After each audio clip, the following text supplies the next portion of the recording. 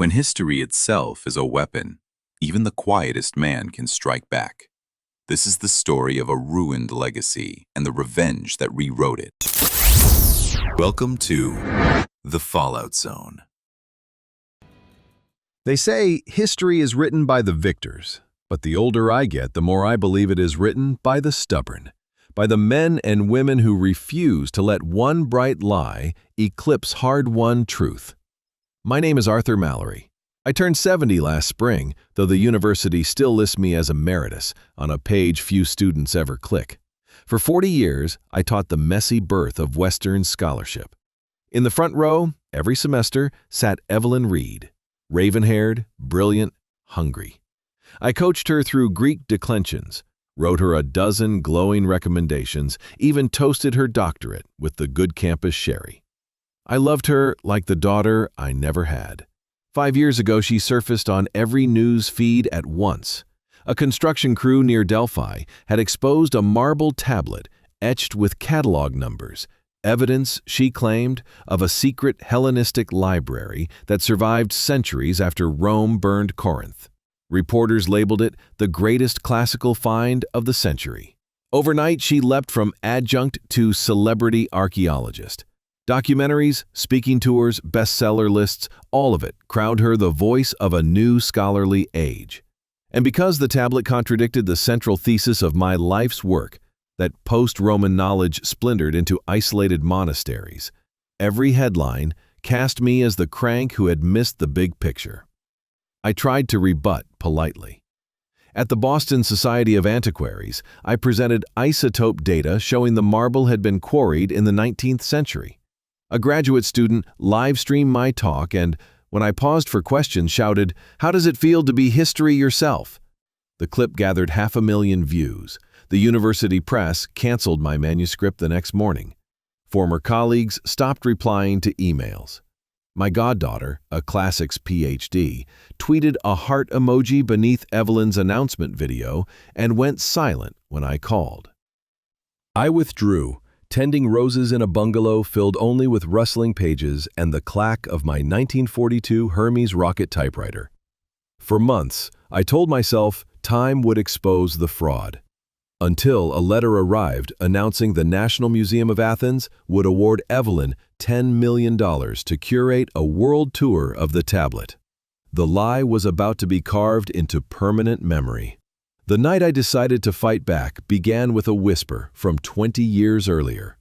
While reviewing Evelyn's dissertation draft, I had noticed a penciled note from her advisor, Professor Albin.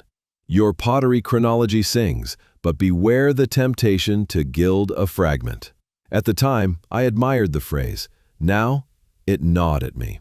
Albin had died a decade ago, but his papers lived on in the Gennadius Library. I booked the first flight to Athens. Dust rose in sunbeams as a curator unlocked a narrow archive room. Albin's journals smelled of tobacco and sea salt. Page after page of neat cursive reflected a mind both proud and troubled. Until one entry leapt out, Greek diacritics arranged like chess pieces. I spent hours decoding the cipher with a battered lexicon. The line read, "ER cuts corners finer than a potter's thread. Brilliance baked upon deceit will one day shatter." Albin had seen the rot before any of us. I traced Evelyn's bibliography. Misdated vases, mirrored photographs, footnotes that cited sources never printed. Each misstep tiny. Together, they formed a mosaic of manipulation.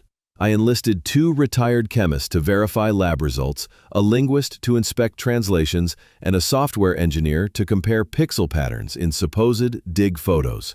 Piece by piece, the picture sharpened into certainty. Not everyone sided with me. One late afternoon in the archive, a visiting postdoc from Evelyn's team confronted me between shelves. She accused me of waging a jealous vendetta. I handed her a photocopy of a doctored stratigraphy chart and invited her to run the math.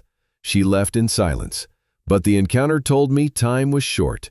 Word might reach Evelyn before I was ready. For 6 sleepless weeks, my typewriter hammered out a 212-page dossier. Every exhibit indexed, every claim double-sourced. I mailed sealed copies to the University Ethics Board. 3 archaeological societies, and the private foundation funding Evelyn's gala. Then I waited, nerves thrumming like taut strings. In the long stretch between posting those packets and the gala, I felt for the first time since retirement, alive. Each sunrise began with coffee in the frost-tipped conservatory, while I charted incoming emails from fellow septuagenarians who still guarded forgotten corners of knowledge. One forwarded microfilm of shipping ledgers proving the Delphi tablet's marble had languished in a Paris workshop since 1894. Another unearthed a grant proposal where Evelyn recycled the same photograph of a vase in 3 separate applications. Evidence snowballed. I also felt fear. If the dossier failed, if committees hid behind reputational convenience, my last act would brand me the bitter crank Evelyn's publicists had already sketched. Nights stretched long. I walked the garden paths, brittle leaves crunching under slippers, rehearsing arguments to invisible panels. The typewriter's bell, once comforting, began to sound like a distant alarm. Even the return flight to Greece rattled with doubts. My seatmate, a backpacker highlighting passages in Evelyn's book, asked if I believed the Library of Delphi was real. I told him belief and evidence use different currencies, but my voice shook more than I liked. The museum gala glittered beneath Byzantine domes. I watched from the mezzanine, an uninvited ghost in a rented tux. Cameras flashed as Evelyn lifted a glass of champagne beside the tablet, now spotlighted in a crystal case. Before the keynote could begin, a trustee bent to whisper in her ear. Another joined. Phones buzzed along the front row. A press liaison hurried on stage to announce an urgent academic matter and invited guests to enjoy the hors d'oeuvres while curators conducted a brief review. In 20 minutes, the gala dissolved into hushed speculation. By dawn, the tablet was in a forensic lab, and Evelyn was in her hotel refusing interviews. Over the next month, plagiarism panels convened, grants were frozen, and streaming services quietly shelved her documentary. Headlines that once hailed a prodigy now dissected a pariah.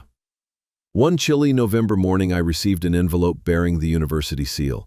Inside lay a formal apology and a new contract for my book. The letter smelled of fresh ink and something sweeter, vindication.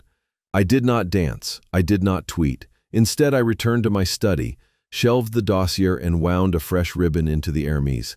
History, I typed, is not a victory march. It is an excavation, layer by stubborn layer, until what remains is bedrock. Sometimes I stop at the shelf labeled Read Evelyn. I cannot bring myself to discard her early essays. Truth demands we keep the evidence, even of deceit. I run a finger along the spines and remember the eager student who once believed discovery was sacred.